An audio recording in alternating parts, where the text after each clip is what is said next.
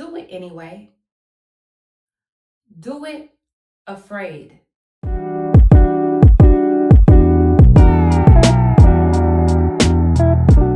Hey family, welcome back to Transcend with Ebony. It's Ebony here dropping by with another quick message. Welcome back, everyone. If this happens to be your first time here, welcome to the family. If you happen to be listening in on the podcast, welcome to another episode. I just have a really quick message for someone. Do it anyway. Do it afraid. Do it afraid. And what I mean is, if you allow the enemy to instill fear in you, if you allow him to cause you to ruminate over fear, to dwell on the past and be afraid based off something that you've already dealt with, encountered, a situation you've been through, a relationship gone wrong, whatever the matter may be, if you allow him to instill that fear in you, if you're not careful, it can very well paralyze you spiritually. It can cause you to become stagnant. It can cause you to become complacent. It can cause you to just give up. It can cause you to sabotage the very blessings that God has for you. So this is a word of encouragement for someone tonight. There's something that the Lord has for you to do, and you feel afraid. You're very apprehensive about your approach to the situation or to the person. Maybe it's someone that the Lord has brought into your life and you're afraid to let them in because you've been hurt in the past. That's something I've been talking about here lately this last couple of days. That's something big for a lot of people I see. As having dealt with trauma, narcissistic abuse, verbal abuse, mental abuse, whatever type of abuse or toxic situation or relationship that you have been in, that is enough to cause you to be apprehensive when it's time to let someone else in, because you don't want that person to disappoint you like the last person. You don't want that person to break your heart like the last person. Also, for somebody, this is your situation. But this message goes a few different ways. So for this type of situation, if you truly know in your heart that yes, you were hurt. Yes, things didn't work out in the past. Your past wasn't all that great. You can't stay in that fear. It's okay to feel the fear. It's okay to experience the fear. Just don't allow yourself to stay there, because I would really hate to see you sabotage the very blessing that God has for you, because God is now bringing the right person into your life.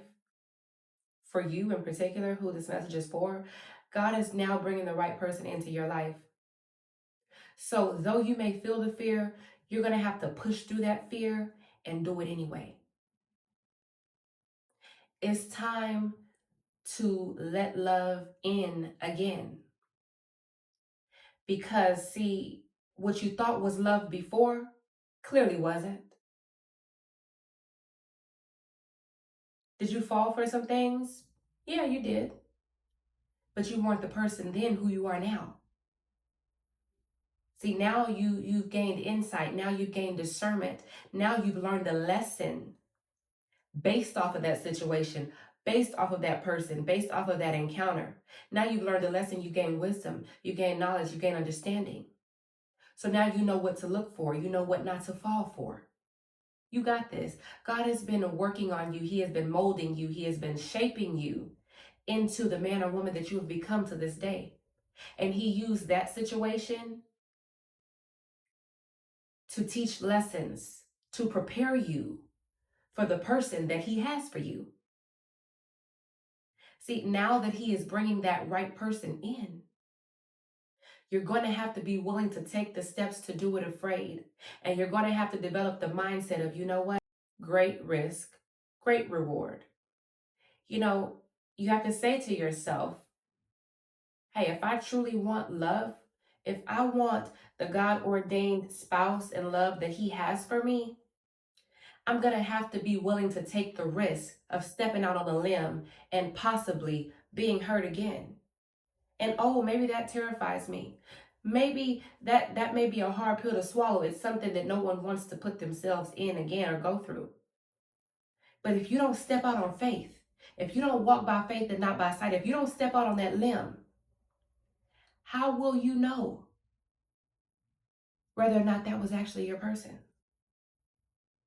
Just think about it for a minute. Let's just say the man or the woman that you've been praying and you've been asking God for. I mean, every single detail that you have been asking God for.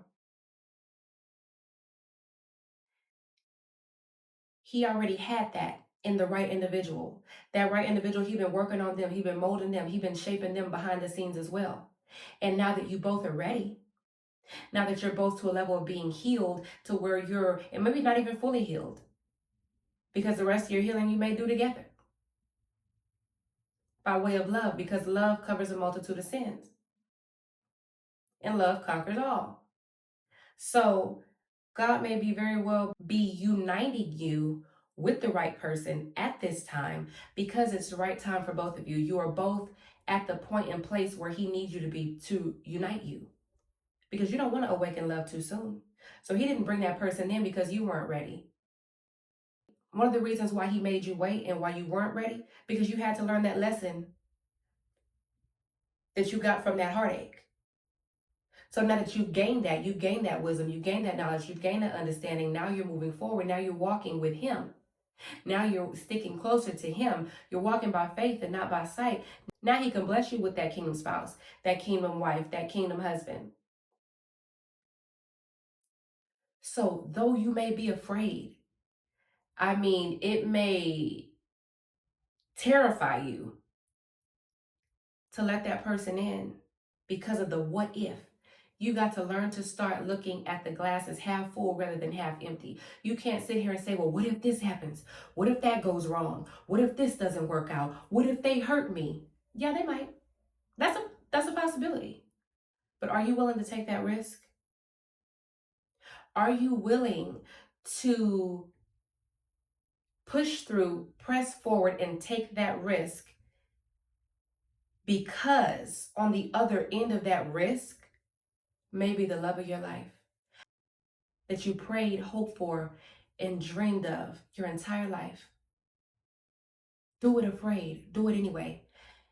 That was for someone, and for someone else, the Lord has an assignment that he has for you to fulfill. The Lord has given you ideas. He's given you wisdom, knowledge, understanding. He's provided you with strategy. And this may be a business strategy. This may be for a business, or maybe a new job or something like that. And for some reason you're afraid.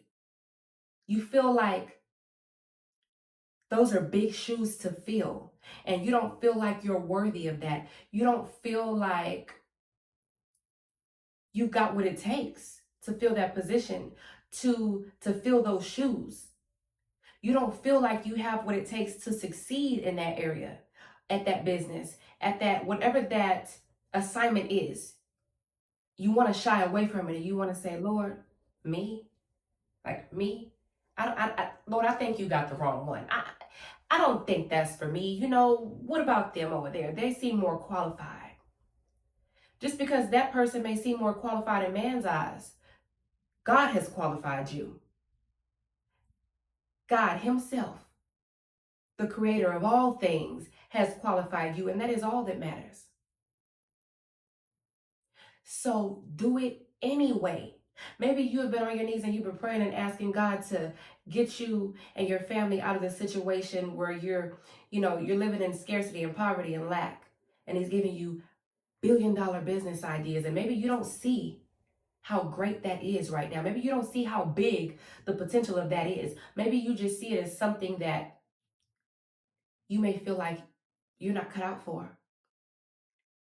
Take the steps. Please do it afraid. Do it afraid. Step out the boat. This is your season. This is your season. At the end of the day, your blessing is on the other side of that step. Step out that boat. You won't regret it. Do it afraid. Do it anyway. So I just pray this quick message blesses someone and encourages someone. I love you all. God loves you all. God bless you all. Talk to you soon. Till next time.